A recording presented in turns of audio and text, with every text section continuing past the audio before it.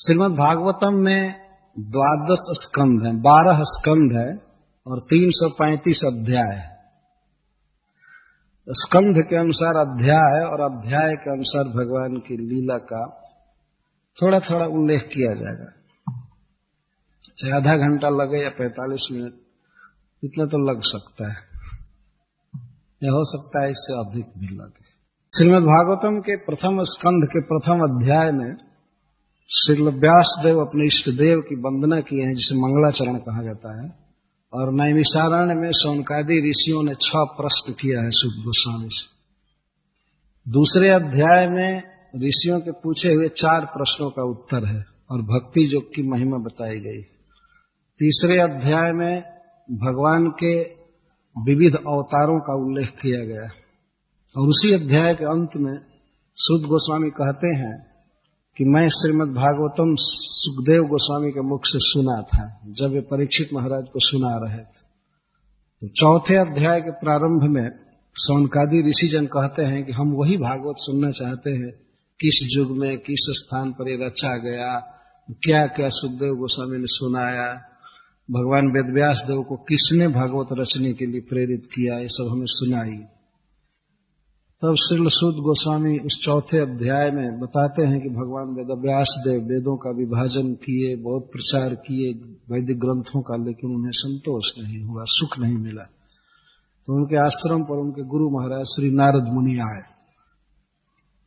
5वें अध्याय में यह वर्णन है कि वेदव्यास देव पूछते हैं नारद जी से कि आपके, नारद जी पूछते हैं वेदव्यास देव कि आपके असंतोष का कारण क्या है। तो स्वयं वेदव्यास देव कहते हैं कि आप ही बताइए मेरे असंतोष का कारण क्या है, मुझे समझ में नहीं आ रहा है। तब नारद मुनि ने बताया कि आपने बहुत कुछ वर्णन किया, लेकिन भगवान के गुणों का विस्तार से वर्णन नहीं किया है। आप एक ऐसे ग्रंथ की रचना कीजिए जिसमें भगवान के रूप, गुण, लीला आदि की विशद चर्चा हो और उसके द्वारा जीव भगवान का ज्ञान प्राप्त करेंगे, तब उनका दुख मिटेगा। इस विषय में श्री नारद मुनि ने अपना ही उदाहरण दिया कि मैं भगवत कथा सुन करके आज नारद बना हुआ, मेरी ये स्थिति है। तो 6ठे अध्याय के प्रारंभ में भगवान वेदव्यास देव पूछे कि आपको कैसे पूर्व जन्म की स्मृति है और किस प्रकार से आप भगवत पार्षद बने।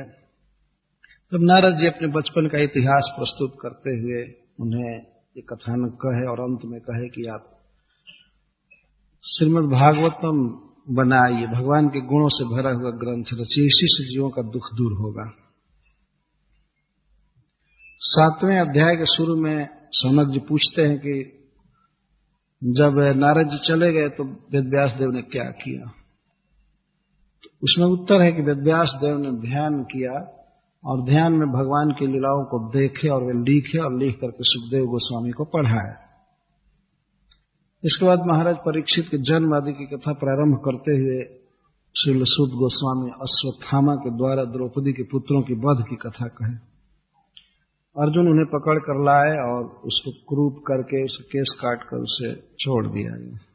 8वें अध्याय में वर्णन है कि भगवान द्वारका के लिए विदा हो रहे हैं महाभारत युद्ध के बाद। तो महारानी कुंती अपने पुत्रों के साथ उनकी स्तुति की है और उसी अध्याय में वर्णन है कि महाराज युधिष्ठिर अपने बंधुओं के मरने से शोक से बड़े विह्वल थे। 9वें अध्याय में महाराज युधिष्ठिर भगवान कृष्ण और अपने भाइयों के साथ कुरुक्षेत्र गए, जहां बाण सज्जा पर भीष्म पितामह गिरे हुए थे। भीष्म पितामह महाराज युधिष्ठिर को बहुत सांत्वना दिए और भगवान की स्तुति करते हुए शरीर त्याग किए। 10वें अध्याय में वर्णन है कि भगवान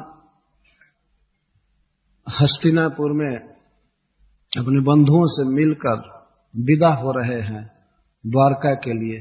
उस समय मुख्य रूप से कुरुकुल की नारियां अपने भवनों पर चढ़कर भगवान कृष्ण के विषय में बहुत बात करती। भगवान रथ पर चढ़ करके विदा हो गए और यह वर्णन है उस अध्याय के अंत में कि वे द्वारका के पास पहुंच गए। 11वें अध्याय में वर्णन है कि भगवान द्वारका में प्रवेश कर रहे हैं और द्वारकावासी उनका स्वागत कर रहे हैं। फिर वे अपने माताओं से मिले और बाद में अपने पत्नियों के महल में गए और वहां सुख से रहने लगे। 12वें अध्याय में महाराज परीक्षित के जन्म की कथा है और ब्राह्मणों के द्वारा उनके भविष्य के उज्जवल जीवन का उल्लेख किया गया है। 13वें अध्याय में वर्णन है कि विदुर जी तीर्थयात्रा से लौटे और अपने भाई धृतराष्ट्र को हिमालय ले गए और नारद जी ने महाराज युधिष्ठिर को सांत्वना दी।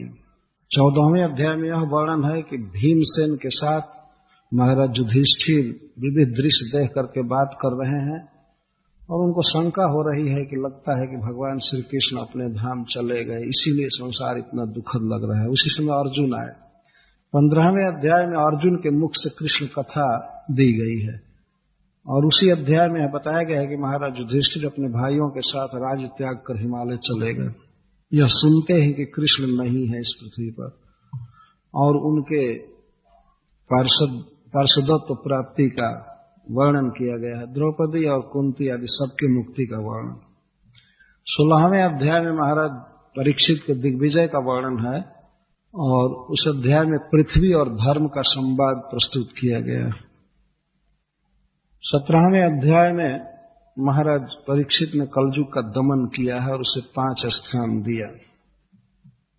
18वें अध्याय में शौनकादि ऋषिजन अपने भाग्य की प्रशंसा करते हैं कथा सुन करके और उसी अध्याय में वर्णन है कि महाराज परीक्षित एक ब्राह्मण के गले में मरा हुआ सर्प डाले और ब्राह्मण बालक ने उन्हें अभिशाप दिया 7 दिन में मरने का। 19वें अध्याय में वर्णन है महाराज परीक्षित गंगा जी के तट पर बैठ गए, सब कुछ छोड़कर आमरण अनशन व्रत लेकर। ऋषि जन उनके हित के विषय में विचार कर रहे थे। उसी समय सुखदेव गोस्वामी आए। सुखदेव गोस्वामी से महाराज परीक्षित ने प्रश्न किया। इस प्रकार पहला स्कंद समाप्त। दूसरे स्कंद के प्रथम अध्याय में महाराज परीक्षित के प्रश्नों का सुखदेव गोस्वामी अभिनंदन किए और उन्होंने एक शुभ धारणा के रूप में भगवान के विराट रूप का वर्णन किया। दूसरे अध्याय में सामान्य रूप से विरक्ति का वर्णन करते हुए श्री सुखदेव गोस्वामी मुक्ति के 2 पथों का वर्णन किए हैं। डायरेक्ट मुक्ति जिसको सद्यो मुक्ति कहते हैं और एक ग्रेजुअल मुक्ति है, क्रम मुक्ति, और भगवान के परमात्मा रूप के ध्यान पर उन्होंने बहुत जोर दिया। तीसरे अध्याय में भगवत भक्ति की महिमा का वर्णन किया गया है और यह कहा गया है कि इस उद्देश्य से इस देवता की पूजा करनी चाहिए, परंतु अंत में बताया गया है कि किसी भी लक्ष्य से भगवान विष्णु की उपासना करनी चाहिए। और उसी अध्याय में शौनकादि ऋषियों ने कहा है कि भगवान की भक्ति के बिना इंद्रियों की विफलता है। चौथे अध्याय के प्रारंभ में महाराज परीक्षित के प्रश्न है सृष्टि के विषय में, तो उत्तर देते हुए श्री सुखदेव गोस्वामी अपने इष्ट देव भगवान कृष्ण की वंदना किए। 5वें अध्याय में श्री सुखदेव गोस्वामी महाराज परीक्षित के प्रश्न का उत्तर देते हुए ब्रह्म और नारद के संवाद को प्रस्तुत करते हैं। उसमें सृष्टि का क्रम, ब्रह्मांड की उत्पत्ति का वर्णन किया गया है। 6ठे अध्याय में पुरुष सूक्त की व्याख्या की गई है कि भगवान के किस अंग से क्या उत्पन्न हुआ, किस अंग से क्या उत्पन्न हुआ, इस प्रकार। और ब्रह्मा जी कहते हैं कि मैं इतने बड़े पद पर हूं, ये सब भगवान की भक्ति के कारण। 7वें अध्याय में भगवान के विविध लीलावतारों का वर्णन किया गया। 8वें में महाराज परीक्षित के प्रश्न का वर्णन है, बहुत विस्तार से उन्होंने प्रश्न किया। और 9वें अध्याय में ब्रह्मा जी की तपस्या और उन्हें भगवान का दर्शन हुआ और भगवान ने उन्हें चतुश्लोकी भागवत सुनाया। 10वें अध्याय में श्रीमद् भागवत के 10 विषयों का वर्णन किया गया। इस प्रकार द्वितीय स्कंद समाप्त। तीसरे स्कंद के प्रथम अध्याय में कहा गया है कि दुर्योधन ने विदुर जी का अपमान किया और वे घर छोड़ करके चले गए तीर्थ करने। तीर्थ यात्रा के क्रम में उन्हें कालिंदी के तट पर वृंदावन में उद्धव जी से भेंट हुई। वहां वे उद्धव जी से द्वारका के समस्त संबंधियों के विषय में, कृष्ण बलराम के विषय में और यहां तक कि हस्तिनापुर के लोगों के विषय में विविध प्रश्न किए। दूसरे अध्याय में उद्धव जी भगवान के गुणों को बता करके विविध विशेषता और उनकी बाल लीलाओं को बताए, रास लीला तक। तीसरे अध्याय में भगवान के मथुरा लीला और द्वारका लीला का वे वर्णन किए। चौथे अध्याय में उन्होंने बताया कि यदुवंश का किस तरह से विनाश हो गया और भगवान किस प्रकार एक पीपल के वृक्ष के नीचे बैठे थे। मैं रोता हुआ उनके चरणों में गया तो उन्होंने मुझे बहुत सुंदर ज्ञान दिया, हमसे बहुत प्रेम किए। जब मुझे उपदेश दे रहे थे तो उस समय मैत्रेय जी मेरे साथ बैठे हुए थे, तो उनको भगवान ने कहा कि आप विदुर जी को ज्ञान दीजिएगा। विदुर जी ने इनसे कहा था कि वो ज्ञान हमें दीजिए, तब उद्धव जी ने कहा कि आपको चाहिए कि आप मैत्रेय जी के पास जाइए, क्योंकि भगवान ने उनको आदेश दिया है आपको ज्ञान देने के लिए। उद्धव जी के चले जाने के बाद विदुर जी जमुना जी के तट पर बैठकर रोने लगे कि भगवान अंत में मेरा स्मरण किए। 5वें अध्याय में वर्णन है कि गंगा जी के तट पर हरिद्वार में मैत्रेय जी से इनकी भेंट हुई और इन्होंने बहुत से प्रश्न किया है। 5वें अध्याय में यह वर्णन है, मैत्रेय जी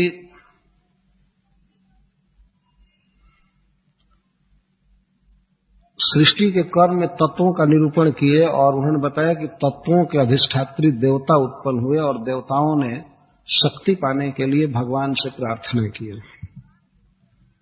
6ठे अध्याय में वर्णन है कि किस प्रकार जीव माया बंधन में पड़ता है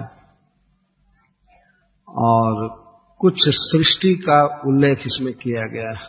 7वें अध्याय में विदुर जी के प्रश्नों का वर्णन है, बहुत विस्तार से प्रश्न है।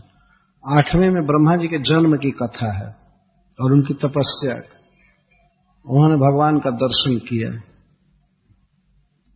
और 9वें में ब्रह्मा जी के द्वारा अर्पित की गई गर्भोदकशाही की स्तुति है बड़े विस्तार से, और भगवान ने उनको उत्साहित किया सृष्टि करने के लिए। तो 10वें में ब्रह्मा जी के द्वारा ब्रह्मा जी की तपस्या का वर्णन है और फिर ब्रह्मा जी के द्वारा 10 प्रकार की सृष्टि की गई, इस अध्याय में वर्णन है। 11वें में काल के अंगों का वर्णन किया गया है।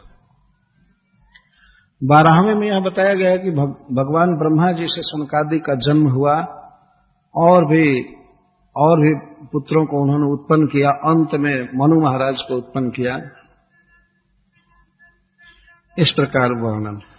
13वें अध्याय में भगवान 12 देव के आविर्भाव और उनको अर्पित की गई देवताओं की स्तुति का वर्णन है। 14वें अध्याय में वर्णन है किस प्रकार कश्यप और अदिति के असमय में संग से हिरण्याक्ष हिरण्यकशिपु गर्भ में आए। 15वें अध्याय में वैकुंठ के वैभव का वर्णन किया गया है और वहां पर शनकादिक किस प्रकार शाप दिए जय विजय को, इसका वर्णन। 16वें में भगवान क्षमा याचना किए शनकादिक से और आश्वासन दिए अपने भक्तों को, वैकुंठ से पतन हुआ जय विजय। 17वें अध्याय में हिरण्याक्ष और हिरण्यकशिपु के जन्म का वर्णन और भयंकर उत्पातों का। 18वें अध्याय में हिरण्याक्ष के साथ 12 भगवान के युद्ध का वर्णन है। 18वें में उसके वध का वर्णन है। 18वें में युद्ध का वर्णन है। 19वें में उसके वध का वर्णन। 20वें में ब्रह्मा जी के द्वारा पुनः विविध सृष्टि का वर्णन किया गया बहुत विस्तार से, और इसी में बताया गया है कि उन्होंने कई पुत्र उत्पन्न किए, उसमें करदम जी थे। 21वें में करदम जी की तपस्या का वर्णन है और भगवान उनके सामने प्रकट हुए, भगवान की उन्होंने स्तुति किया और इसी अध्याय में भगवान ने उन्हें कहा कि आपका विवाह देवहूति से होगा।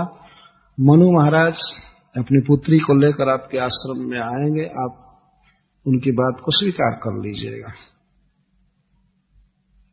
यह वर्णन है कि मनु महाराज लेकर के आए अपनी पुत्री को। 22वें अध्याय में करदम जी के साथ देवहूति के विवाह का वर्णन और उसमें विवाह का वर्णन। 23वें अध्याय में यह वर्णन है कि देवहूति की सेवा से प्रसन्न होकर करदम जी ने बहुत ही सुंदर विमान की रचना किया। पता नहीं 22वें में है 23वें में, थोड़ा सा मैं भूल रहा। उस विमान से वे बहुत विहार किए और उनकी 9 कन्याएं हुई, शायद 22वें में 23वें और 24वें में भगवान कपिल देव का जन्म हुआ और करदम जी संन्यास ले लिए। 25वें में माता देवहूति अपने पुत्र कपिल देव की शरण में आई और उनसे वे ज्ञान प्राप्त करना चाहते हैं, तो भगवान ने भक्ति योग का वर्णन प्रारंभ किया और साधु संघ की महिमा बताया और अपने अर्चा विग्रह के गुणों को बताया। 26वें में सांख्य योग का वर्णन है, 27वें में प्रकृति और पुरुष का वर्णन है, 28वें में अष्टांग योग का वर्णन है, 29वें में भक्ति योग का निरूपण किया गया है गुणों के अनुसार, और इसके बाद काल के प्रभाव का वर्णन। 30वें अध्याय में जीव किस प्रकार दुख ही दुख भोगता रहता है जवानी में या बुढ़ापा में, और इसके बाद मर करके नरक में जाता है, नरक में उसे दुख प्राप्त होता है, इसका वर्णन। 31वें अध्याय में यह बताया गया है कि जीव किस प्रकार मां के गर्भ में दुख भोगता है, और इसके बाद सब समय दुख ही दुख भोगता रहता है, और गर्भ में जीव किस प्रकार भगवान की स्तुति करता है, इसका वर्णन किया गया। 32वें अध्याय में जीव के ऊर्ध्व गति का वर्णन किया गया है कि वो स्वर्ग जाता है, स्वर्ग में भी सुखी नहीं रहता। और 33वें अध्याय में देवहूति की मुक्ति का वर्णन किया गया है। इस प्रकार तीसरा स्कंध समाप्त।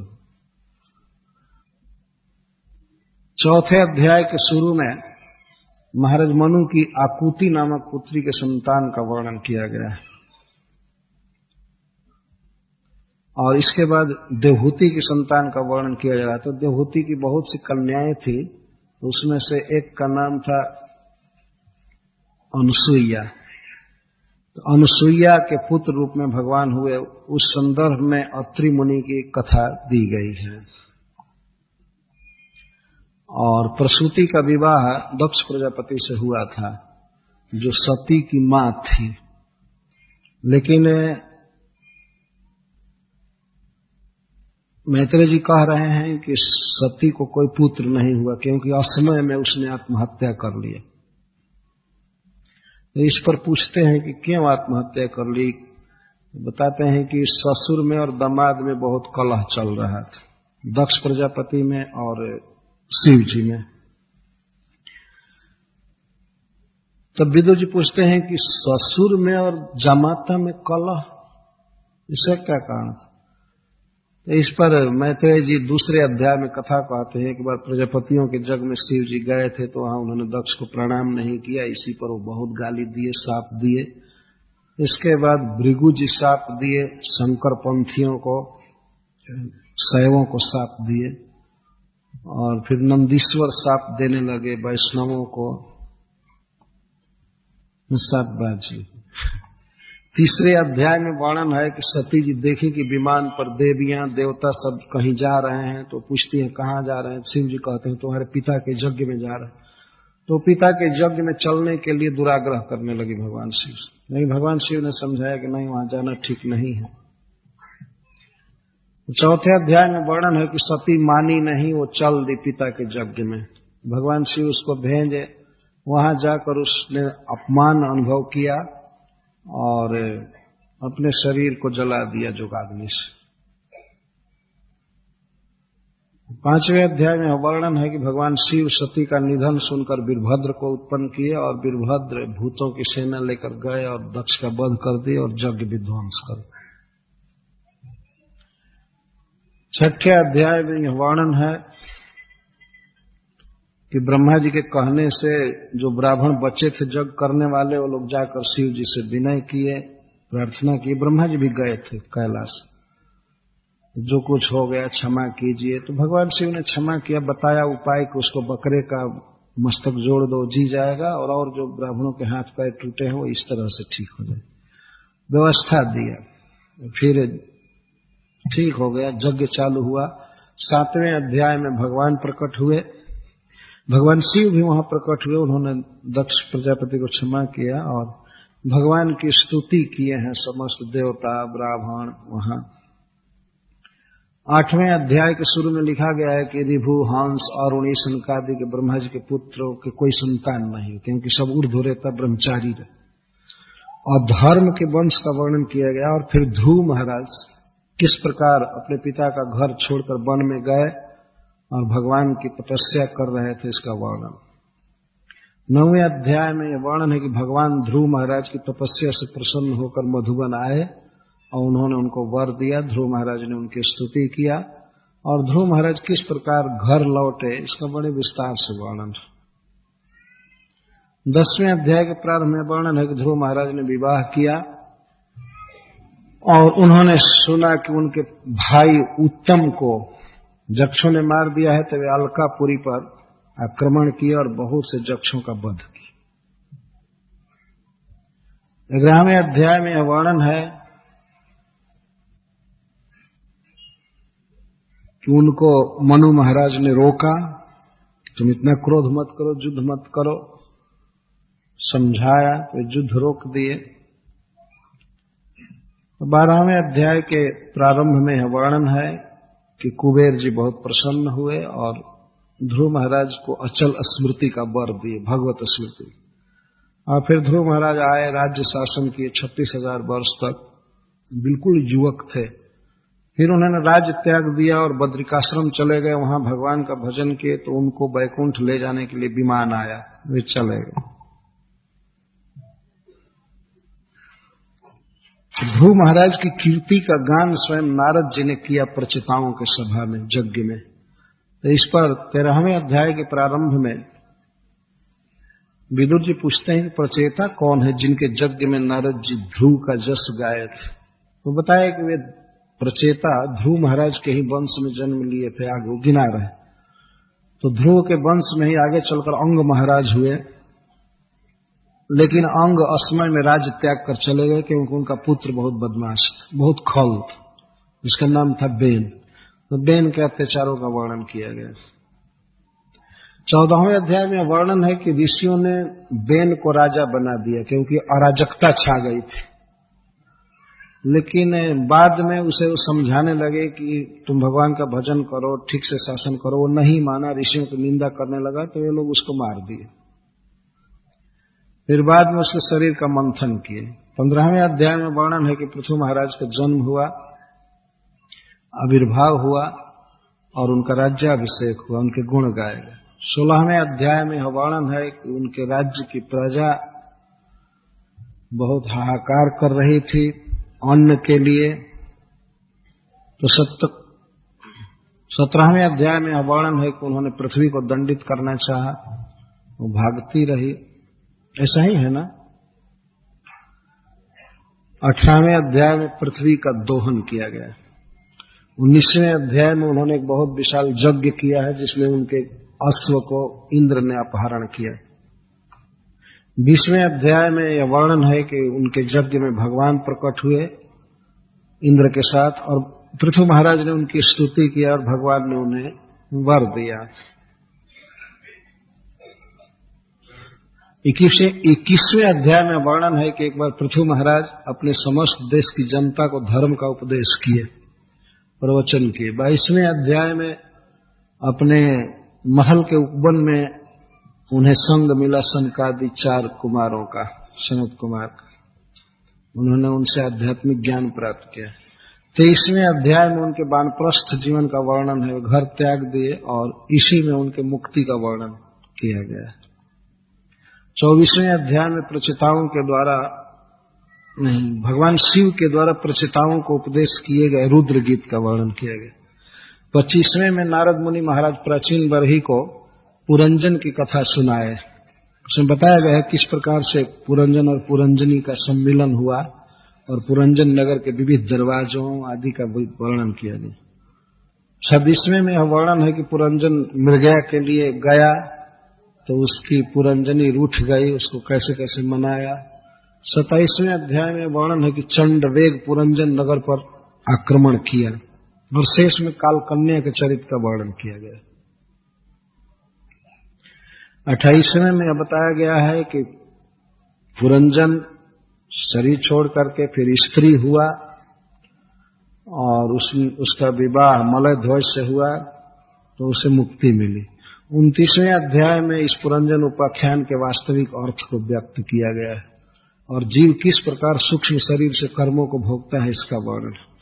3रे में यह वर्णन है कि प्रचेताओं ने किस प्रकार तपस्या किया और उन्हें भगवान का दर्शन प्राप्त हुआ और भगवान की उन्होंने स्तुति की, तो भगवान ने उनको विवाह करने के लिए कहा मारिशा नामक कन्या से।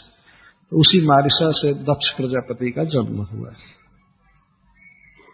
वही दक्ष जो पहले ब्रह्मा जी के पुत्र थे, लेकिन शिव जी का अपमान करने के कारण उन्हें प्रचेताओं का पुत्र बनना पड़ा। और 31वें अध्याय में यह वर्णन है कि प्रचेताओं के यज्ञ में किस प्रकार नारद मुनि ने प्रवचन किया। नारद जी के प्रवचन को कुछ दिया गया हुआ। इस प्रकार चौथा स्कंद पूरा हुआ। अधिक देर हो जाएगी ना मैं और फास्ट कर रहा हूं। पंचम स्कंद के प्रथम अध्याय में यह वर्णन किया गया है कि महाराज प्रियव्रत राज्य नहीं ले रहे थे, तो ब्रह्मा जी आए, उनको समझाए तो वे राज्य लिए, तो उनकी क्रियाओं का, उनके राज्य शासन का वर्णन किया गया। द्वितीय अध्याय में अगलिध्र महाराज के चरित्र का वर्णन किया गया है। तृतीय में नाभि महाराज तथा उनके यज्ञ में भगवान ऋषभ देव किस प्रकार प्रकट हुए इसका वर्णन किया गया। चौथे अध्याय में भगवान ऋषभ देव के लीलाओं का वर्णन है और 5वें में उनके द्वारा किया गया उपदेश है। 6ठे में ये बताया गया है कि उन्होंने किस प्रकार जड़ चर्चा उपस्थित किया और लौकिक दृष्टि से देह त्याग किया। और यह भी बताया गया है कि एक अर्हत नाम का राजा भगवान ऋषभ देव की क्रियाओं का अनुकरण करके एक धर्म ही चला दिया जो पाखंड है। 7वें अध्याय में भगवान ऋषभ देव के ज्येष्ठ पुत्र भरत महाराज की कथा है, किस प्रकार वे राज्य शासन करते समय भगवान की पूजा करते थे, यज्ञों में आराधना की। 8वें अध्याय में वर्णन है कि वे 7वें में ही आधा में वर्णन है कि राज त्याग कर वन में चले गए। 8वें में वर्णन है कि वे एक हरिण के मोह में पड़ गए और इस कारण से उन्हें हरिण का जन्म लेना पड़ा। 9वें में उनके विविध जड़ व्यवहार का वर्णन है तथा भद्रकाली के मंदिर में किस प्रकार भद्रकाली ने उनकी रक्षा किया था इसका वर्णन। 10वें अध्याय में उनकी भेंट राजा रहुगण से होती है और विविध वार्ता चालू होती है। 11वें अध्याय में बताया है जड़ भरत जी ने, राजर्षि भरत का नाम जड़ भरत हो गया कि स्पिरिट और देह क्या है, स्पिरिचुअल और मैटेरियल का भेद बताया। 12वें अध्याय में उन्होंने मुख्य रूप से भगवत तत्व का निरूपण किया है तथा सत्संग की महिमा का वर्णन किया और यह बताया कि मैं पहले भरत नाम का राजा आसक्ति से मृग हुआ, फिर एक तीसरा जन्म मिला। और 13वें अध्याय में जीव के जन्म मरण आदि दुखों का निरूपण एक वन के रूप में, अटवी के रूप में किया गया, जिसे भवाटवी कहते, उसका वर्णन। 14वें अध्याय में श्री सुखदेव गोस्वामी महाराज परीक्षित के आग्रह से भवाटवी की व्याख्या करते हैं खोलकर। 15वें अध्याय में महाराज भरत के वंश का वर्णन है, उसमें महाराज गय के चरित्र का वर्णन है तथा अंत में बीरज नाम का राजा हुआ। 16वें अध्याय में समस्त भूमंडल का वर्णन किया गया है, कैसे कैसे कहां कहां पर्वत हैं, नदियां हैं, कैसा है। और 17वें अध्याय में गंगा जी किस तरह ब्रह्मलोक से गिरती हैं, कैसे कैसे पर्वतों पर बहती हुई चलती हैं, इसका वर्णन किया गया है। और इसमें ध्रुव महाराज का भी वर्णन आया तथा जम्बू द्वीप के भीतर केतुमाल वर्ष का वर्णन किया गया है, जहां भगवान शिव पूजा करते हैं भगवान की, शंकरषण देव की।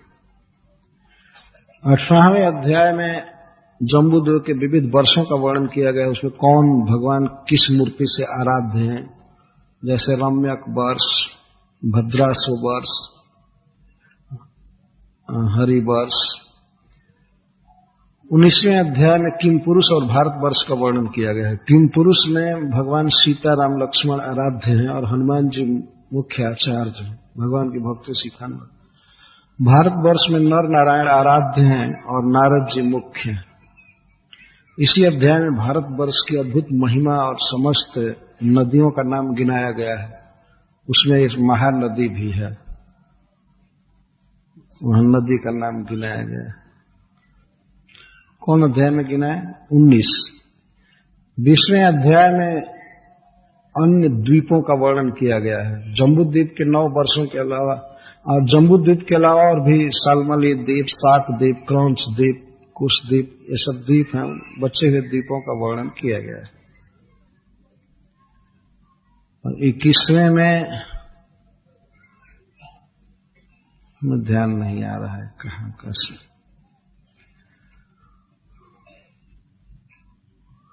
21 और 22, 23 किसी में शिशुमार चक्र का वर्णन किया गया है और ध्रुव लोक का वर्णन किया गया, चाहे 22 में है अथवा 23 में। फिर सूर्य के विभिन्न गतियों का वर्णन किया गया और 23 में विविध ऊर्ध्वलोकों का वर्णन किया गया, ऊंचे ग्रहों का। 24वें में नीचे के लोकों का वर्णन किया गया है। 25वें में पाताल लोक में संकर्षण देव का निरूपण हुआ है, उनकी स्तुति की गई है। 26वें में नरकों का वर्णन। इस प्रकार पंचम स्कंध पूरा। 6ठे स्कंध के प्रथम अध्याय में महाराज परीक्षित नरक से बचने के लिए सुखदेव गोस्वामी से प्रश्न कर रहे हैं, उपाय जानने के लिए। तो श्रील सुखदेव गोस्वामी अजामिल प्रसंग प्रारंभ करते हैं, विष्णु दूत और जमदूतों का संवाद।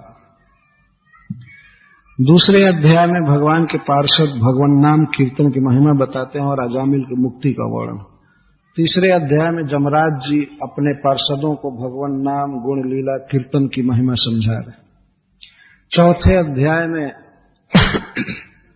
दक्ष प्रजापति के जन्म और उनके द्वारा की गई तपस्या का वर्णन है और हंस गुह्य स्तुति, जो बहुत भागवत का प्रसिद्ध स्तोत्र है, कहा गया। 5वें में बताया गया है कि नारद जी के उपदेश से दक्ष प्रजापति के 11,000 पुत्र विरक्त हो गए। तब दक्ष प्रजापति ने उन्हें शाप दिया। और 6ठे अध्याय में दक्ष प्रजापति की कन्याओं से किस प्रकार संतान उत्पन्न हुए इसका वर्णन किया गया।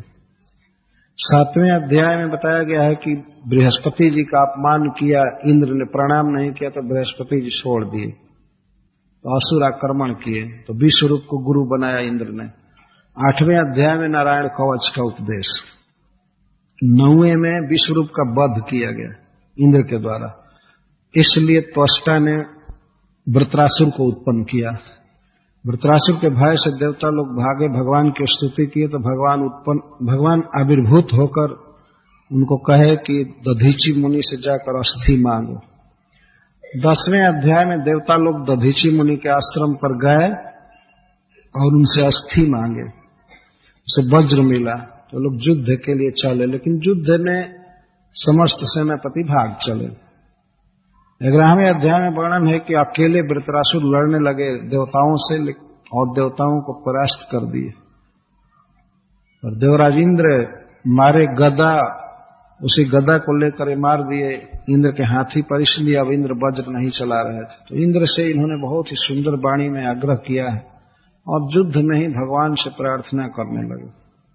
12वें अध्याय में इंद्र के द्वारा इनके वध का वर्णन है और बहुत ही सुंदर प्रवचन है वृत्रासुर जी के द्वारा। 13वें अध्याय में इंद्र पर ब्रह्म हत्या का पाप किस प्रकार लगा और किस तरह हुए ब्रह्म हत्या के पाप से मुक्त हुए इसका वर्णन। 14वें अध्याय में वृत्रासुर के पूर्व जन्म की कथा है चित्रकेतु के रूप में, किस प्रकार उनका पुत्र मरा और दुखी थे। 15वें अध्याय में नारद जी, अंगिरा जी उनके पास आते हैं, उन्हें बहुत अच्छी तरह से समझाए। 16वें अध्याय में उन्हें मंत्र दिए और भगवान शंकरषण देव का इन्हें दर्शन हुआ, स्तुति किए। भगवान ने बहुत सुंदर उपदेश किया है।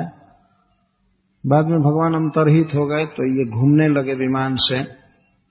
एक बार कैलाश गए तो इन्होंने वचन से भगवान शिव को अपमानित सा किया, तो पार्वती जी ने शाप दे दिया, इसलिए ये वृत्रासुर हो गए। 18वें अध्याय के प्रारंभ में दक्ष प्रजापति की कुछ कन्याओं के वंश बाकी रह गए थे, उनको गिनाया गया। इस संदर्भ में दीति की बात आई। दीति अपने पति की सेवा की और इंद्र को मारने वाला पुत्र चाहती थी। किस तरह से मरुद गणों का जन्म हुआ, इसका वर्णन किया गया है। 19वें अध्याय में पुंसवन व्रत का विस्तार से वर्णन। इस प्रकार 6ठा स्कंध पूरा हुआ।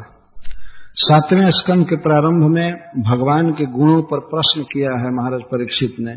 क्यों देवताओं का पक्ष करते हैं, क्यों दैत्यों को मारते हैं। इस शंका का समाधान करने के लिए श्रील सुखदेव गोस्वामी कहते हैं कि वो दैत्य नहीं थे, भगवान के पार्षद थे, भगवान लीला करने के लिए आए। सुखदेव गोस्वामी ये बताए किस प्रकार जय विजय वैकुंठ से यहाँ आए थे। दूसरे अध्याय में हिरण्यकश्यप अपने परिवार को सांत्वना दिया और उसके बहुत बड़े प्रवचन को दिया गया। तीसरे में ब्रह्मा जी हिरण्यकश्यप की तपस्या का वर्णन है और ब्रह्मा जी आकर वर दिए उसे। चौथे में हिरण्यकश्यप के अत्याचारों का वर्णन है और प्रहलाद महाराज के गुण का।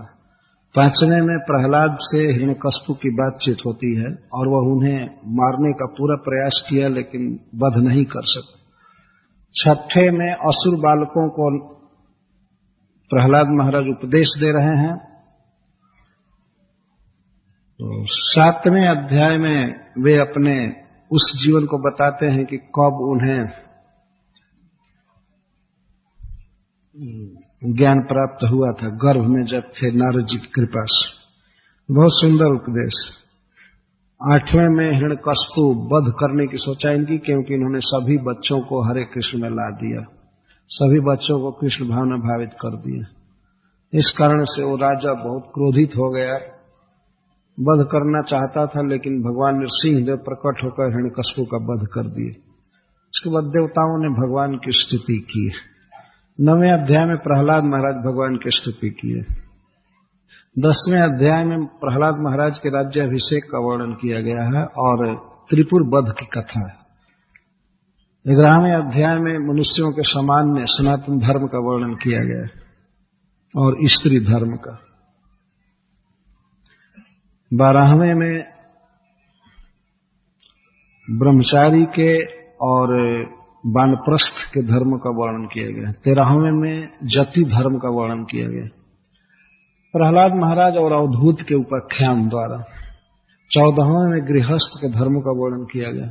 15वें अध्याय में सब वर्ण, सब आश्रम, सबके लिए परमार्थ का उपदेश किया गया। इस प्रकार 7वां स्कंध पूरा हुआ। 8वें स्कंध के प्रथम अध्याय में महाराज परीक्षित के प्रश्न हैं मनवंतरों के विषय में। तो प्रथम मनवंतर का वर्णन करते हुए श्रील सुखदेव गोस्वामी प्रथम अध्याय में कहे कि मनु महाराज तपस्या कर रहे थे और भगवान के गुणों को बोल रहे थे, तो यज्ञ भगवान ने उनकी रक्षा की असुरों के आक्रमण से। इसमें यज्ञ अवतार हुआ भगवान का प्रथम मनवंतर अवतार। और फिर इसी अध्याय में दूसरे, तीसरे और चौथे मनवंतरों का वर्णन किया गया है। दूसरे अध्याय में यह बताया गया है कि किस प्रकार गजेंद्र कहां पर ग्रह के द्वारा पकड़े गए थे, उस साइट का वर्णन किया गया है। क्षीर सागर और त्रिकूट पर्वत और वन लता आदि का, और किस प्रकार ग्रह के द्वारा वो पकड़े गए दूसरे अध्याय में है। तीसरे अध्याय में गजेंद्र के द्वारा भगवान की स्तुति की गई है और भगवान आकर उनकी रक्षा किए। चौथे में ग्राह की मुक्ति और गजेंद्र की मुक्ति का वर्णन। 5वें अध्याय में रायवत मनवंतर का वर्णन श्रील सुखदेव गोस्वामी किए और चाक्षुष मनवंतर में देवता लोग दुख में पड़े थे तो ब्रह्मा जी उनको लेकर क्षीर समुद्र के तट पर गए। ब्रह्मा जी ने भगवान की स्तुति की। 6ठे अध्याय में वर्णन है कि भगवान प्रकट हुए और उन्होंने देवताओं से समुद्र मंथन की भूमिका प्रस्तुत की। और उसी अध्याय में वर्णन है कि देवता और दानव मिलकर मंदराचल ला रहे थे, लेकिन मर गए रास्ते में। फिर भगवान गरुड़ जी पर लाद करके लाए। 7वें अध्याय में समुद्र मंथन प्रारंभ हुआ। स्थान विभाग में दैत्यों ने मुख पकड़ा और देवताओं ने पूंछ पकड़ा। फिर जब पत्थर डूब गया, पहाड़ डूब गया, तो भगवान कच्छपावतार धारण किए। फिर समुद्र मंथन चालू हुआ तो सबसे पहले विष निकला, विष को शिव जी पी गए। 8वें अध्याय में वर्णन है कि विष निकलने के बाद फिर से समुद्र मंथन चालू हुआ तो बहुत से रत्न निकले। अंत में श्री जी निकली। श्री जी ने स्वयंवर में भगवान का चयन किया। और उसी अध्याय में वर्णन है कि भगवान धन्वंतरी हाथ में अमृत का कलश लेकर उत्पन्न हुए। उनके हाथ से असुर लेकर के भाग चले। देवता रोने लगे तब भगवान ने मोहिनी रूप धारण किया। 9वें में वर्णन है कि असुर लोग मोहिनी के रूप से मोहित हुए। उन्होंने अमृत कलश दे दिया उसको, और उस मोहिनी ने अपने भक्त देवताओं को अमृत पिला दिया। उन लोगों को अंगूठा दिखा दिया, उन लोगों को नहीं पिलाया।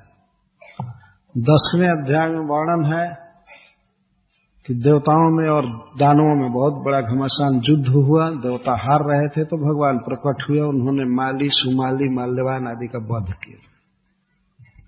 11वें अध्याय में वर्णन है कि इंद्रदेव ने बलि महाराज का वध कर दिया और वरुण, कुबेर आदि देवताओं ने अपने अपने प्रतिद्वंदियों को मारा।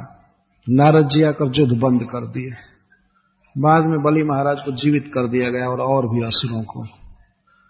12वें अध्याय में यह वर्णन है कि भगवान शिव वैकुंठ गए भगवान का मोहिनी रूप देखने के लिए, और भगवान ने उनको मोहिनी रूप दिखाया। वे बुरी तरह से मोहित हो गए। ये कथा है। 13वें अध्याय में शेष बचे हुए 7 मनवंतरों को पूरा किया है सुखदेव गोस्वामी ने। ये 7वां मनवंतर चल रहा है। ब्रह्मा जी के एक दिन में 14 मनवंतर होते हैं, तो 13वें अध्याय में मनवंतरों को पूरा किया। 14वें अध्याय में सुखदेव गोस्वामी बताए कि मनवंतरों में किसका क्या क्या काम होता है, किस प्रकार वे प्रशासन संभालते हैं। मनु जी का क्या काम होता है, इंद्र का क्या काम होता है, मनवंतरावतार का क्या कार्य होता है इत्यादि। भागवत में सबसे छोटा अध्याय यही है। 11 श्लोक हैं इसमें। 15वें अध्याय में बताया गया कि बलि महाराज ने यज्ञ किया और स्वर्ग को जीत लिए। 16वें अध्याय में माता अदिति ने पयोव्रत किया, भगवान ने आए उसके गर्भ में। 17वें अध्याय में ये पयोव्रत का वर्णन किया गया। 16वें में 17वें में भगवान प्रकट हुए। उन्होंने कहा कि मैं कार्य करूंगा, तो गर्भ में आए। 18वें में भगवान के आविर्भाव की कथा है, और उसी में उस ब्रह्मचारी को, वामन देव को किसने क्या दिया इसका वर्णन है। और भगवान बलि महाराज के यज्ञ में पधारे, बलि महाराज ने उनका स्वागत किया। 19वें अध्याय में वर्णन है कि भगवान बलि महाराज के वंश की खूब प्रशंसा किए, और अंत में कहे कि हमको 3 पग भूमि चाहिए। बलि महाराज उनको और मांगने के लिए कहे। इस पर उनके गुरु महाराज उठ करके मना करने लगे कि नहीं नहीं नहीं, ये विष्णु हैं, सब लेकर के इंद्र को दे देंगे। 16वें अध्याय में वर्णन है कि उन्होंने किस प्रकार उनके पिता का वध किया कार्तवीर अर्जुन के पुत्रों ने, और 15वें में कार्तवीर अर्जुन के वध की कथा आई। 17वें में महाराज पुरुरवा के शेष पुत्रों की कथा आई है शायद। 18वें में नहुष महाराज की कुछ कथा कहा करके जजाति महाराज की कथा प्रस्तुत हुई है, किस प्रकार उन्होंने देवयानी से विवाह किया और विषय भोग किया। 19वें अध्याय में उनके वैराग्य की कथा है, और उनके छोटे पुत्र पुरु ने उनको जवानी लौटा दिया और बुढ़ापा ले लिया, यह कथा है। 20वें अध्याय में पुरु महाराज के वंश का वर्णन प्रारंभ किया गया है। तो उसमें बताया गया है आगे चलकर कि दुष्यंत महाराज हुए और उनके पुत्र हुए भरत। 21वें अध्याय में भरत वंश का वर्णन किया गया है।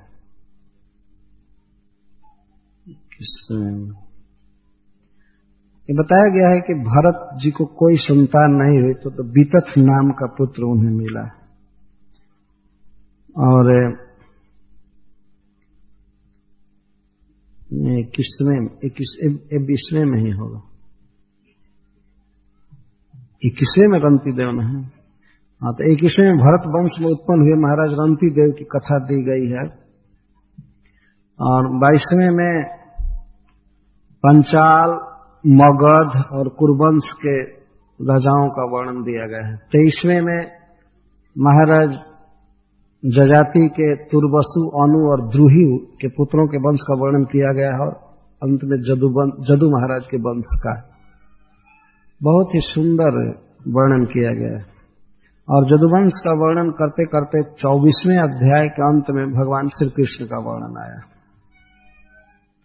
यहां तक 10वां स्कंध पहुंचा।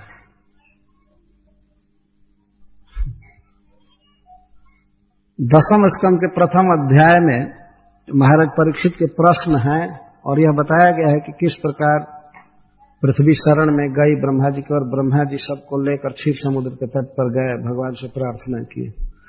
दूसरे अध्याय में वर्णन है कि भगवान गर्भ में आए और देवताओं ने गर्भ स्तुति की। तीसरे अध्याय में भगवान के जन्म का वर्णन किया गया है। मथुरा में वसुदेव और देवकी की स्तुति है और भगवान को गोकुल पहुंचाया गया। चौथे अध्याय में वर्णन है कि कंस किस प्रकार योग माया का वध करना चाहा लेकिन वो उड़ गई, और कंस की बातचीत है अपने मंत्रियों के साथ। 5वें अध्याय में नंद भवन में गोकुल में श्री कृष्ण के जन्म पर बहुत बड़ा उत्सव किया गया, नंद महोत्सव। और उसी अध्याय में वर्णन है कि नंद बाबा और वसुदेव जी से भेंट हुई मथुरा में। 6ठे अध्याय में पूतना का वध किया गया। 7वें में तृणावर्त का वध किया गया है। भगवान की कुछ लीलाओं का वर्णन है विश्वरूप दर्शन मुख में। 8वें में भगवान का नामकरण हुआ है गर्गाचार्य जी के द्वारा, और भगवान की बाल लीलाओं का विस्तार से वर्णन, और इसमें फिर विश्वरूप दर्शन। 9वां अध्याय गोपी प्रसाद कहा जाता है। मां जसोदा पर किस प्रकार कृष्ण ने कृपा किया, वे उखल में बांधे गए, मटका फोड़े, इसका वर्णन। 10वें में जमलार्जुन का उद्धार है, नलकूबर और मणिग्रीव का उद्धार। जमलार्जुन भंग, नलकूबर मणिग्रीव का उद्धार। 11वें अध्याय में महावन से गोपों ने वृंदावन प्रस्थान किया और वत्सासुर और बकासुर का वध किया। 12वें अध्याय में अघासुर का वध किया भगवान। विविध लीलाओं का वर्णन है विस्तार से। और 13वें में ब्रह्मा जी मोह में पड़े। 14वें में ब्रह्मा जी के द्वारा भगवान की स्तुति की गई है। 15वें अध्याय में भगवान के गोचारण लीला का वर्णन प्रारंभ किया गया है, जिसमें वे धेनुकासुर का वध किया। श्री बलराम जी ने धेनुकासुर का वध किया। 16वें अध्याय में कालिये का दमन किया गया। 17वें अध्याय में वनाग्नि से भगवान ने रक्षा किया, और उसी अध्याय में ये वर्णन किया गया है कि गरुण जी में और कालिये में क्यों विरोध चलता था और क्यों वो आ गया था वृंदावन में। 18वें में ग्रीष्म ऋतु का वर्णन है और बलराम जी के द्वारा प्रलंब का वध किया गया। 19वें अध्याय में फिर वन में लगी हुई आग का वर्णन किया गया, दवानल पाल कृष्ण की लीला। 20वें में वर्षा और शरद का वर्णन। 21वें में वेणु गीत का वर्णन। 22वें में भगवान के द्वारा गोप बालिकाओं के चीर का हरण दिखाया गया, वस्त्र हरण। 23वें में भगवान ने जग पत्नियों पर कृपा किया है। 24वें में उन्होंने किस प्रकार इंद्र की पूजा का विरोध किया, इसका वर्णन। 25वें में किस प्रकार गोवर्धन पूजा हुई और कृष्ण ने गोवर्धन धारण किया, इसका वर्णन। 26वें में कृष्ण के विषय में नंद और गोपों की बातचीत। 27वें में इंद्र के द्वारा की गई भगवान की पूजा है और गोविंदाभिषेक का वर्णन। 28वें में यह दिखाया गया है कि वरुण के दूत नंद बाबा को हर कर ले गए और भगवान ने समस्त गोपों को बैकुंठ का दर्शन कराया। 29वें अध्याय में रास लीला का इंट्रोडक्शन कहा गया है। 30वें अध्याय में गोपियां श्री कृष्ण को खोज रही है। 31वें अध्याय में गोपी गीत है, गोपियों के मुख से गाया हुआ गीत भगवान के विषय में। 32वें में भगवान प्रकट हुए और गोपियों के साथ जमुना के पुलिन पर गोष्ठी हुई है। और 33वें अध्याय में महारास हुआ। 34वें अध्याय में भगवान ने सुदर्शन और शंखचूड़ का उद्धार किया, उनका वध किया। 35वें अध्याय में जुगल गीत है, 2-2 श्लोकों में भगवान की एक एक लीला का गान किया गया। 36वें अध्याय में यह वर्णन है कि कंस अक्रूर जी को ब्रज में भेज रहा है कृष्ण बलराम को लाने के लिए।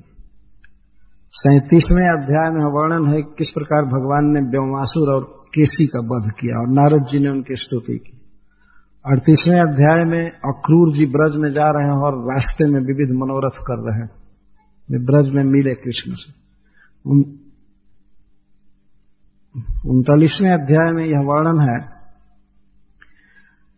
कि भगवान कृष्ण और बलराम जी ब्रज से चलते हैं और गोपियां बहुत तरह से विलाप करती हैं विरह में, और जमुना जी के तट पर पहुंचते हैं भगवान।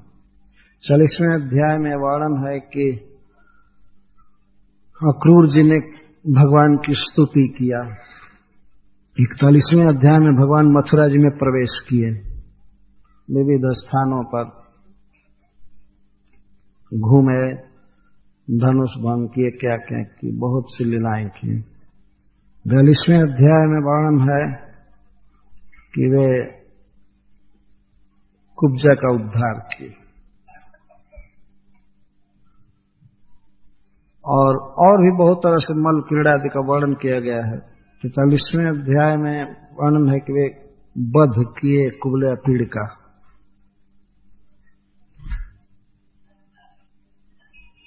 और बहुत से पहलवान थे। 44वें अध्याय में उनका वध किया और कंस का वध किए।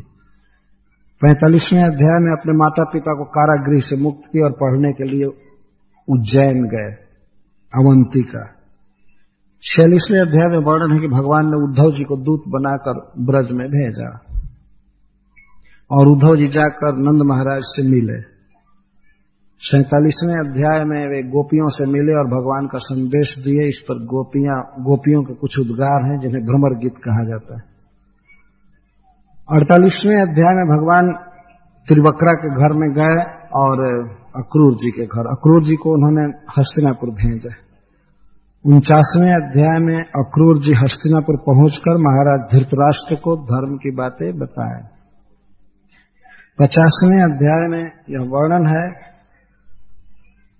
कि द्वारकापुरी का निर्माण किया गया और भगवान जरासंध की सेनाओं का वध किए। और 51वें अध्याय में मुचकुंद महाराज पर कृपा है भगवान की, उन्होंने भगवान की स्तुति किया। 52वें अध्याय में श्री बलराम जी का विवाह हुआ। द्वारकापुरी दोनों भाई आए और बलराम जी का विवाह हुआ। उसी अध्याय में वर्णन है कि रुक्मिणी जी ने भगवान को एक पत्र लिखा विवाह के लिए। 53वें अध्याय में रुक्मिणी जी का अपहरण किया गया और 54वें अध्याय में सांत्वना दिया बलराम जी ने रुक्मिणी जी को और भगवान के विवाह की कथा है। 55वें अध्याय में यह वर्णन है कि किस प्रकार प्रद्युम्न जी का जन्म हुआ और शंबरासुर का वध किया गया। 56वें अध्याय में सेमंतक मणि की कथा है और 97वें अध्याय में यह वर्णन है कि किस प्रकार सत्राजित मारा गया और अक्रूर जी मणि की चोरी करके भाग गए। 58वें अध्याय में भगवान के विविध विवाहों की कथा है और 59वें अध्याय में नरकासुर के वध की और भगवान के 16,000 विवाह की कथा है। 60वें अध्याय में रुक्मिणी जी के साथ भगवान का परिहास दिखाया गया। 61वें अध्याय में अनिरुद्ध जी के विवाह की कथा हुई है, जिसमें रुक्मी मारा गया बलराम जी के द्वारा। और 62वें अध्याय में अनिरुद्ध जी का अपहरण हो गया, उठाकर ले गया प्रागज्योतिषपुर में। और 63वें अध्याय में बाणासुर की भुजाओं को भगवान ने काटा और उषा के साथ अनिरुद्ध जी आए। 64वें अध्याय में महाराज मृग का उद्धार किया गया है, जो गिरगिट के रूप में, क्रिकलास के रूप में द्वारका के पास एक कुएं में गिरे हुए। 66वें अध्याय में वर्णन है कि श्री बलराम जी ब्रज में गए, ब्रजवासियों को सांत्वना दिए और जमुना जी को उन्होंने हल से आकर्षित किया।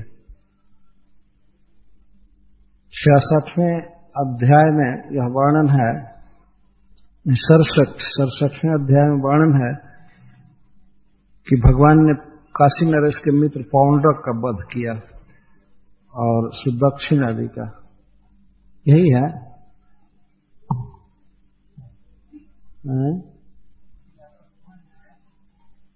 ये 66वें में, हाँ। और 67वें अध्याय में वर्णन है कि किस प्रकार श्री बलराम जी ने हस्तिनापुर का आकर्षण किया है। द्विविध वध इसके बाद है, द्विविध का वध किया रैवतक पर्वत पर, और फिर हस्तिनापुर का आकर्षण किया, सांब का उद्धार किया। 69वें अध्याय में यह भगवान के गर्हस्थ का वर्णन है विस्तार से। और 70वें अध्याय में भगवान के दिन भर की दिनचर्या दी गई है, सवेरे से शाम तक को क्या करते थे। 71वें अध्याय में भगवान हस्तिनापुर जाते हैं, इंद्रप्रस्थ जाते हैं राजसूय यज्ञ के लिए, और वहां से फिर भी गए जरासंध का वध करने के लिए। 72वें अध्याय में जरासंध का वध किया गया। 73वें अध्याय में भगवान बहुत सा उपायन लेकर महाराज युधिष्ठिर के यज्ञ में आए। 74वें अध्याय में यज्ञ संपन्न किया गया, राजसूय यज्ञ, और शिशुपाल का वध किया गया।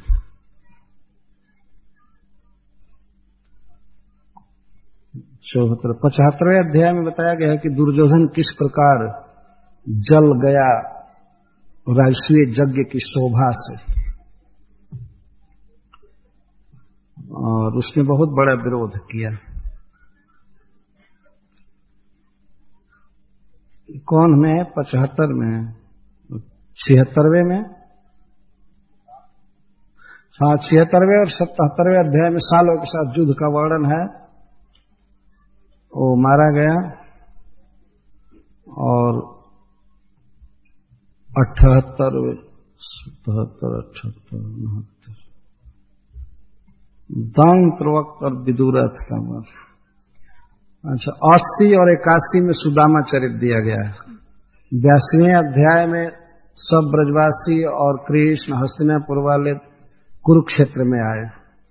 83वें अध्याय में महारानी द्रौपदी और भगवान की पत्नियों की बातचीत दी गई है। 84वें अध्याय में वसुदेव जी एक बहुत बड़ा यज्ञ किए कुरुक्षेत्र में। 50वें अध्याय में वर्णन है कि भगवान अपने मृतक भाइयों को किस प्रकार लाए, देवकी से मिलाए। और 86वें अध्याय में सुभद्रा के अपहरण की कथा है, और सुरदेव ब्राह्मण तथा निमि महाराज के पास भगवान एक ही समय गए। 87वें अध्याय में वेद स्तुति का वर्णन। 88वें अध्याय में यह वर्णन है कि भगवान ने किस प्रकार शिव जी की रक्षा किया वृकासुर से। 79वें अध्याय 89वें अध्याय में वर्णन है किस प्रकार भृगु जी ने परीक्षा लिया तीनों देवों की, और भगवान विष्णु की महिमा का वर्णन। अध्याय 90 में भगवान के रानियों का गीत दिया गया।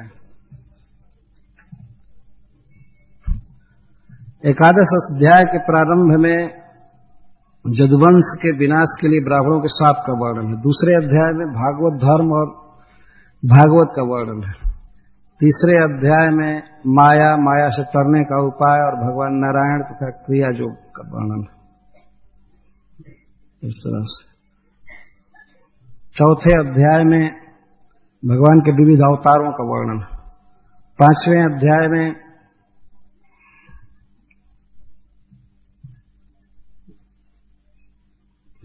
क्रिया योग और किस युग में भगवान किस नहीं, ये पूछा गया है कि जो लोग भगवान का भजन नहीं करते उनकी क्या गति होती है, और विविध युग में भगवान किस रूप से, किस नाम से, किस विधि से पूजे जाते हैं। छठे अध्याय में देवता लोग आकर भगवान कृष्ण से कहते हैं कि अब आप अपने धाम लौट जाइए, पृथ्वी का भार हरण हो गया। सातवें अध्याय में उद्धव जी आए भगवान के पास और पृथ्वी से लेकर कपोत तक 7 गुरुओं की कथा है। 8वें में 9 गुरुओं की कथा है और 9वें अध्याय में ये दत्तात्रेय जी के गुरुओं की कथा बता रहा। 8 गुरुओं की कथा है, 25 गुरुओं की कथा है। देह भी एक गुरु है, उसको मिलाकर 25। 10वें अध्याय में जीव के संसार का वर्णन है। 11वें में मुक्त और बद्ध अवस्था में जीव का वर्णन है। 12वें में सत्संग की महिमा का वर्णन है। 13वें में बताया गया है कि किस प्रकार से चिन्मय जीव जड़ वस्तु से भिन्न है। हंस भगवान ने प्रकट होकर के प्रवचन दिया। 14वें अध्याय में भक्ति योग की महिमा का वर्णन है। 15वें में अनेक सिद्धियों का वर्णन किया गया है। 16वें में भगवान की विभूतियों का वर्णन किया गया है। 17वें में ब्रह्मचर्य आश्रम के धर्म तथा गृहस्थ धर्म का वर्णन किया गया है। 18वें में वानप्रस्थ धर्म और सन्यासी के धर्म का वर्णन किया गया है। 19वें में भक्ति योग की महिमा का वर्णन किया गया है और उद्धव जी द्वारा पूछे गए विविध प्रश्नों का उत्तर भगवान ने दिया।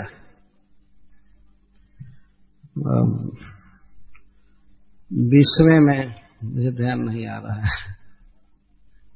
कर्म, भक्ति और ज्ञान योग का वर्णन किया गया है। कौन पात्र है भक्ति का, कौन ज्ञान का, कौन किसका, इस तरह से। और 22वें में सत असत गुण दोष में वस्तुओं का वर्णन किया गया है। 23वें में भिक्षु गीत का वर्णन। 24वें में सांख्य योग का वर्णन है। 25वें में बताया गया है कि प्रकृति के सत्वगुण, रजोगुण, तमोगुण ये किस तरह कार्य करते हैं। 26वें में आयल गीत का वर्णन। 27वें में भगवान के मंदिरों में होने वाली क्रिया योग का वर्णन है। 28वें में ज्ञान योग का वर्णन। 29वें में भक्ति योग का वर्णन है। और उद्धव जी विदा होते हैं बद्रिकाश्रम के लिए। 30वें में जदुवंश के विनाश का वर्णन और 31वें में यह वर्णन है कि भगवान किस प्रकार अपने धाम लौट गए। 11 स्कंध पूरा हुआ। 12वें स्कंध के प्रथम अध्याय में यह प्रश्न पूछा है महाराज परीक्षित ने कि भगवान कृष्ण के जाने के बाद कलयुग में कौन कौन राजा हुए। तो कलयुग में होने वाले राजाओं का वर्णन किया गया है। दूसरे अध्याय में कलयुग के दोषों का वर्णन किया गया है। तीसरे अध्याय में कलयुग के दोषों का कुछ वर्णन करके इसके गुणों का भी वर्णन है और भगवान नाम कीर्तन की महिमा बताई गई है। चौथे में 4 प्रकार के प्रलय का वर्णन है। 5वें में ब्रह्म तत्व का निरूपण है और सुखदेव गोस्वामी का अंतिम उपदेश का वर्णन। 6ठे अध्याय में महाराज परीक्षित के शरीर त्यागने पर जन्मेजय ने सर्प यज्ञ किया, यह वर्णन है और उसमें वेद के विविध शाखाओं का वर्णन किया गया। 7वें में अथर्व वेद की शाखा का वर्णन किया गया। 8वें में मार्कंडेय ऋषि की तपस्या का वर्णन है और भगवान नर नारायण की महिमा का निरूपण किया गया। 9वें में यह दिखाया गया कि भगवान की माया का किस प्रकार मार्कंडेय जी ने दर्शन किया, प्रलय का दर्शन किया। और 10वें अध्याय में यह दिखाया गया है कि भगवान शिव से उनकी किस प्रकार भेंट हुई और भगवान शिव भी उन्हें वरदान दिए। 11वें अध्याय में भगवान के विविध अंगों, मूर्तियों की पूजा का निरूपण किया गया है तथा सूर्य के साथ प्रत्येक महीने में कौन कौन देवता चलते हैं, किस प्रकार साथ देते हैं, इसका वर्णन किया गया। 12वें में 12 स्कंधों में दी गई भागवत के विषयों की सूची प्रस्तुत की गई है संक्षेप में। 13वें अध्याय में सभी पुराणों की श्लोक सूची आदि बताई गई है और विशेषता बताई गई। तो अंत में भगवान की महिमा बताई गई है तथा अंतिम श्लोक है नाम संकीर्तनम जस्य सर्व पाप प्रणाशनम प्रणामो दुख शमनस्तम नमामि हरिम परम। हरे कृष्ण।